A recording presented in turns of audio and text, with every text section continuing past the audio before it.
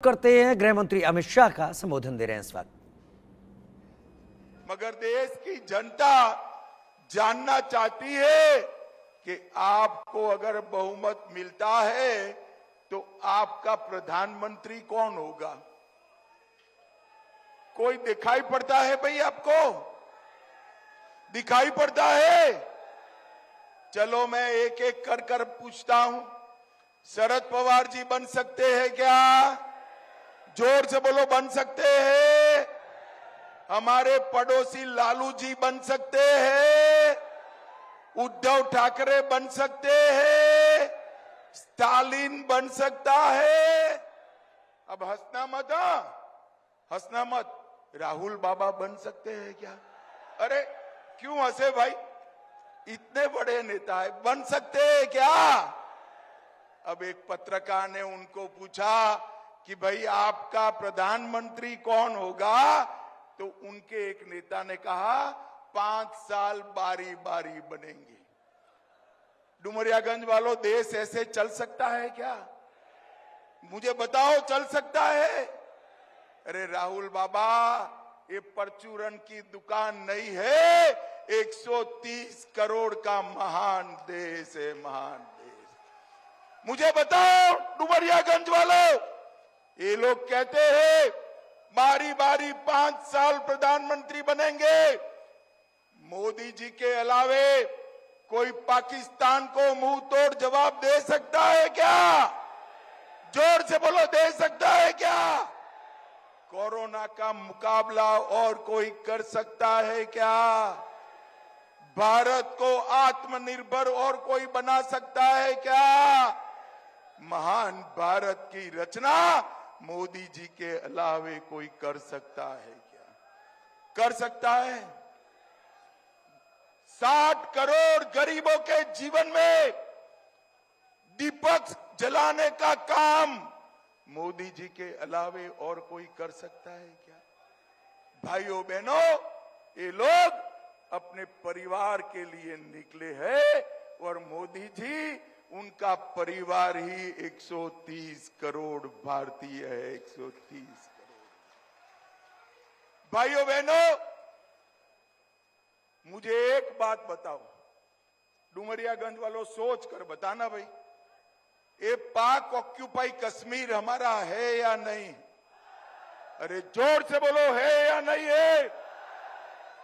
ये पाकिस्तान के नेता कहते हैं पाक ऑक्यूपाई कश्मीर हमारा है, और कांग्रेस के नेता भी कहते हैं उनके पास एटम बम है, उनका सम्मान करो।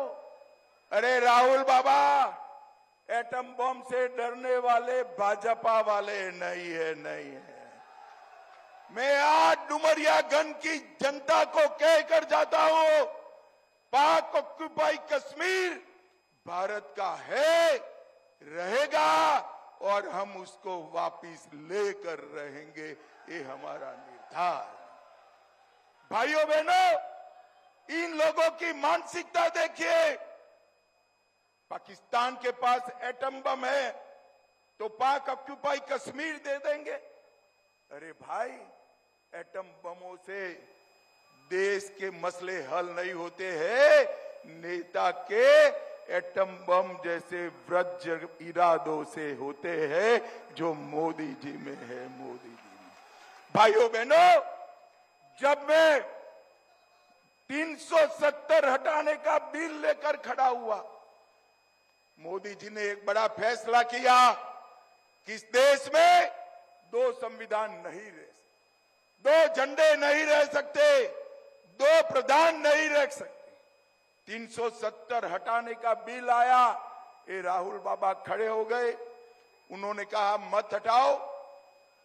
मैंने कहा भाई क्यों न हटाए? तो उन्होंने कहा कि पाकिस्तान में खून की नदियां बह जाएंगी। अरे राहुल बाबा, वो आपके दादी और नाना के जमाने में होता होगा, ये मोदी का राज है। खून की नदियां छोड़ो, कंकर चलाने की हिम्मत नहीं है किसी की, कंकर चलाने। भाइयों बहनों, मोदी जी ने इस देश से आतंकवाद को समाप्त किया है, इस देश से नक्सलवाद को समाप्त किया है और इस देश को सुरक्षित करने का काम नरेंद्र मोदी जी ने किया है। और भाइयों बहनों, इस देश को समृद्ध करने का काम भी नरेंद्र मोदी जी ने किया है।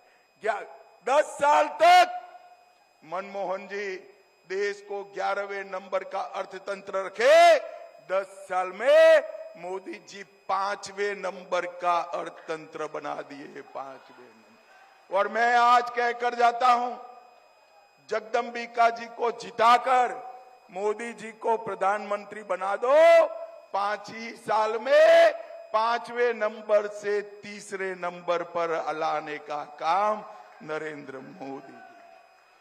भाइयों बहनों, ये राहुल बाबा के नेतृत्व में ये जो इंडी अलायंस है, उसने एसटी, एससी, ओबीसी के आरक्षण पर डाका डालने का इरादा रखा है। गृहमंत्री अमित शाह सिद्धार्थनगर में संबोधन कर रहे थे, जनता के सामने अपनी सरकार के काम बता रहे थे।